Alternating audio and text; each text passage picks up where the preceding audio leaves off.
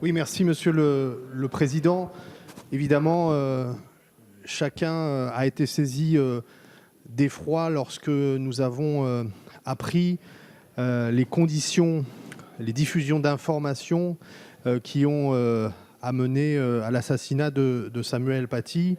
De la même manière que nous sommes saisis d'effroi lorsque les diffusions de messages haineux sur les réseaux sociaux conduisent à devoir mettre sous protection une adolescente comme Mila, et on pourrait effectivement multiplier aujourd'hui les situations qui sont inacceptables et qui ont trait à l'essence même des réseaux sociaux, qui sont à la fois l'absence de contrôle, la liberté de principe d'expression, l'absence de contrôle et surtout la règle de l'anonymat et de la protection de l'anonymat, et la possibilité pour celles et ceux qui ont cette intention de diffuser des messages haineux de se retrancher derrière cet anonymat. Alors l'article qui est proposé a un mérite, c'est effectivement d'essayer de traiter en amont par la création de ce délit de mise en danger d'autrui, de ce type de comportement.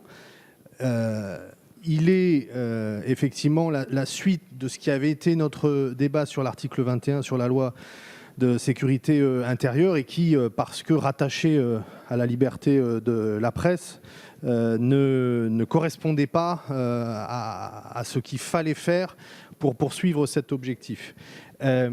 Simplement, nous nous interrogeons toujours sur le fait de savoir si c'est bien cet article du Code pénal qui est le mieux à même de traiter ces vraies problématiques, parce que la mise en danger d'autrui en tant que délit, effectivement, peut être sanctionné alors même qu'il n'y aura pas eu de conséquences ni sur l'intégrité physique de la personne, ni sur les biens de celle-ci, et la disproportion qui peut exister, qui a été d'ailleurs rappelée par le collègue Boris Vallaud, entre le délit conséquent sur les biens et la condamnation de l'intention par la diffusion de ces informations. Premier élément. Et surtout, deuxième élément, nous aurons atteint l'objectif, et cet article sera opérationnel lorsque nous nous serons attaqués réellement à la problématique de l'anonymat sur les réseaux sociaux. D'évidence, ça ne peut pas être un texte purement de droit français. Et nous militons avec les collègues du groupe UDI pour qu'il y ait des initiatives qui soient menées par le gouvernement français auprès de nos collègues européens pour que soit envisagée une réglementation nouvelle sur cette protection automatique et absolue de l'anonymat des personnes sur les réseaux sociaux. Merci. Merci Monsieur Brindaud. La parole est à Monsieur Charles de Courson.